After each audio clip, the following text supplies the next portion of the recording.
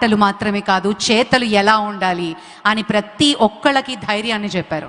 ప్రతి మనిషి, ప్రతి ఇంట్లో ప్రతి ఒక్కళ్ళం కలవరపడ్డాం, బాధపడ్డాం, కళ్ళల్లో నీళ్ళు వచ్చాయి. ఏం తెలియని టూరిస్టులు, అందులో మనం కూడా ఉండొచ్చు, అలాంటి వాళ్ళు ప్రాణాలు కోల్పోయారు. భారత్ మొత్తం కన్నీటిమయం అయింది.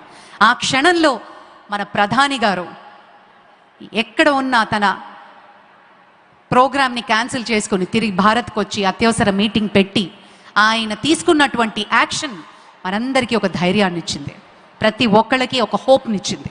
మళ్ళీ వెనక్కి తిరిగే లక్షణమే లేదు, ముందే ఉంటాము, దీన్ని ధైర్యంగా పోరాడతాము, దీనికి ఒక యాక్షన్ ప్లాన్తో పాటు సరైన సమాధానం ఇస్తాం వారికి అని ధైర్యంగా చెప్పారు. అందరిలోనూ ఒక విశ్వాసాన్ని నింపారు ఆయన. అలాంటి ప్రధాని, అలాగే యంగ్ వేవ్, ఆయన ఒక ఆవేశం మాత్రమే కాదు, గొప్ప ఆలోచనతో ఉన్న నేత జనసేనాని. ఆ జనసేనాని ఎప్పుడు మాటలు మాత్రమే కాదు, చేతలతో పాటు ముక్కుసూటితనానికి మారుపేరు మన పవన్ కళ్యాణ్ గారు. ఒక ముగ్గురు దిగ్గజాలు కలిసి కూటమి ప్రభుత్వంగా ఏర్పడి కలిసి కట్టుగా ఈరోజు అమరావతి రీస్టార్ట్ పునః ప్రారంభ మహోత్సవానికి విచ్చేసిన మీ అందరూ మరి ఈరోజు కొద్ది క్షణాల్లో ఈ వేదికని పెద్దలందరూ అలంకరించబోతున్నారు. మన లైవ్ ఫీడ్లో చూస్తున్నాము. మరి కొద్ది క్షణాల్లో హెలిప్యాడ్లో దిగి అమరావతికి చేరుకోబోతున్నారు. ప్రధాని శ్రీ నరేంద్ర మోదీ గారి రాక కోసం 1000 కళ్ళంతో వెయిట్ చేస్తున్నటువంటి అభిమానులందరూ సాదరంగా మన ప్రధాని గారిని స్వాగతం పలుకుదాం మరి కొద్ది క్షణాల్లో. Thank you very much.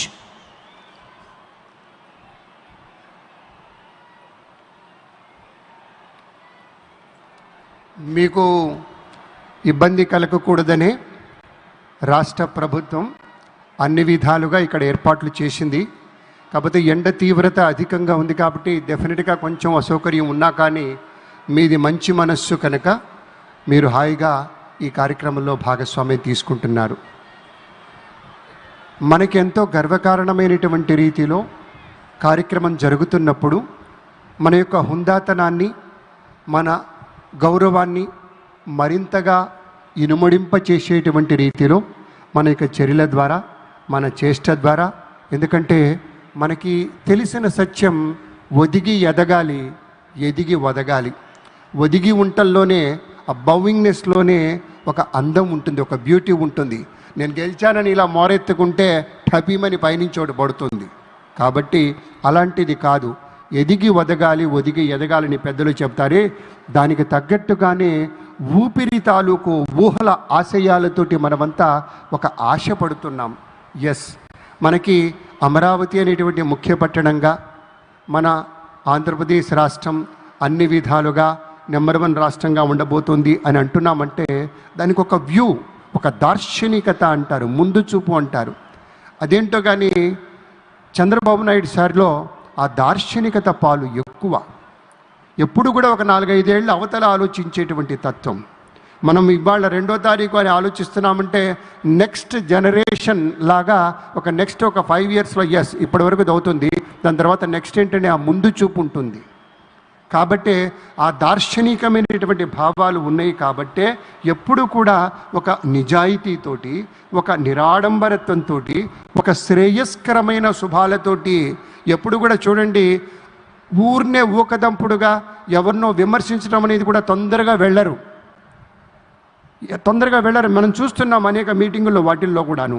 తనకు కావాల్సింది ఏంటంటే భావ సమృద్ధి ఉంది, మనసులో గొప్ప గొప్ప ఆలోచనలు ఉన్నాయి, మంచి వాళ్లతో స్నేహాలు ఉన్నాయి. మన నరేంద్ర మోదీ గారితోటి మంచి సత్సంబంధాలు ఉన్నాయి. అలాగే మన రాష్ట్రంలో కూటమి ప్రభుత్వం కాబట్టి బీజేపీ వారితోటి, మన జనసేన వారితోటి మంచి సంబంధాలు ఉన్నాయి. కాబట్టే వాళ్ళంతా జ్ఞానమూర్తులు. మానసికంగా, శారీరకంగా వాళ్ళని చూసినప్పుడు వాళ్ళ యొక్క చర్యల్లో, చేష్టల్లో కనిపించేటువంటి ఒక సత్సాంగత్యం తాలూకు అనుభూతం కనబడతాం. కాబట్టి వర్తమాన వైవిధ్యాలన్నీ, అంటే ప్రజెంట్ టెన్స్లో ఉండేటువంటి వైవిధ్యాలన్నింటినీ కలగలుపుకొని ప్రవర్తమాన జ్ఞాన దీపికతోని పెద్దలు చెబుతుంటాడు. ఇక్కడ అయ్యవార్లు కూడా ఉన్నారు. ప్రవర్తమాన జ్ఞాన మహిమతోటి మౌలిక వసతులకి పెద్దపీట వెయ్యాలి.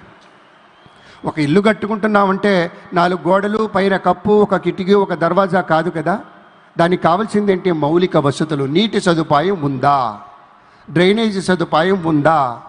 టెలిఫోన్ సౌకర్యం తీసుకోవచ్చా? కరెంటు వెంటనే వస్తుందా? ఇన్ని ఆలోచనలు చేస్తామే, అవన్నీ కూడాను ఇట్టే అయిపోతాయి. 1. 2, మనం ఎక్కడ చూసినా ఇప్పుడు ఆధునికత చాలా పెచ్చుమీరిపోయింది. మీరు గమనించే ఉంటారు. ఆ కరెంటు వైర్లు, టెలిఫోన్ వైర్లు, ఇక కేబుల్ వైర్లు అయితే చెప్పాల్సిన పనే లేదు.